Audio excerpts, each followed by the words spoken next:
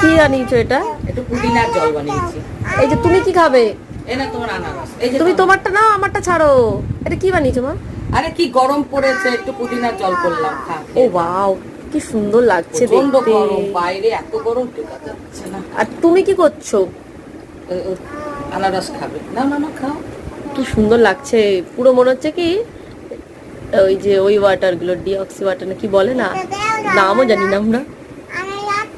ভালো লাগছে, দেখো তো, একটু খেয়ে দেখো, কি সুন্দর খেতে।